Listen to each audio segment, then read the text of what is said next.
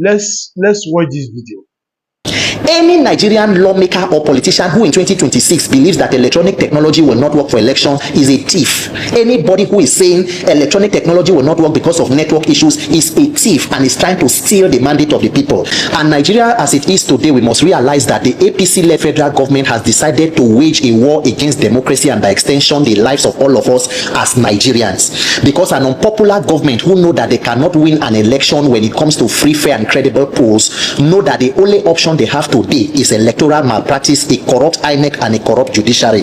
But there is history to read. I said in 2023 that Nigeria made a mistake in 2015. Buhari was a mistake that should never have been made. Tinubu is the consequence of that mistake.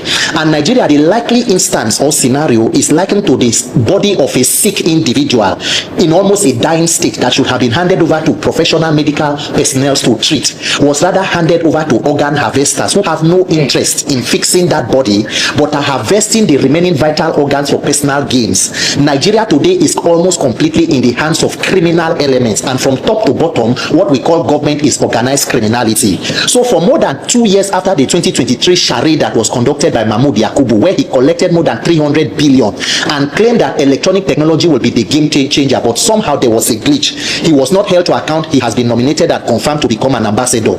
Now the people have said we do not want to make electronic real-time transmission optional for INEC. We need it to be mandatory, and there should be consequences if INEC decides to go against its guidelines. The 10th Assembly, which is a rubber stamp assembly, the most unproductive, by the way, in the history of Parliament, decided to surreptitiously through the back door pass an act that is only going to become a document of fraud to aid and abet corruption and election rigging. And any well-meaning Nigerian who means well for our life must wake up and resist it, because our keeping quiet or our collective silence has emboldened Akpabio to convert the 10th Assembly into what it has become today. Nigeria is the only country that leads in terms of terrorism, banditry, corruption, stealing of money, but when it comes to technology that will advance progress and human life, we are backwards.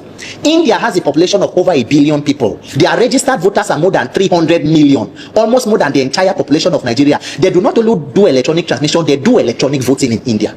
The only network that Nigeria does not have is to power an electoral process that should be the foundation of our democracy. Look at the mischief. Look at the level of mischief that leaders. So if you know that in 2026 you still believe that the electronic network will have issues to give us free and fair election, then you should leave that place you call the National Assembly. You do not need to be there. Let persons who have the capacity to move this country forward go there and fix the nation, because you should be thoroughly ashamed of yourself. You are amongst leaders most miserable. What a shame of a country. Nigeria today exists so that other countries can learn how not to govern their countries. Akpabio has one job. It is to ensure that the crown Tinubu, whether by hook or by crook, to impose an incompetent and incapacitated leader on Nigerians even without an election. Tinubu knows that he does not have any pathway to victory. He may not even campaign across the 36 states. He may not even campaign. So what they need is to legitimize a rigging machine. If we do not resist it, we are done for. Because I have no other country. As a young person, I must live and thrive in Nigeria, and it must work in my lifetime.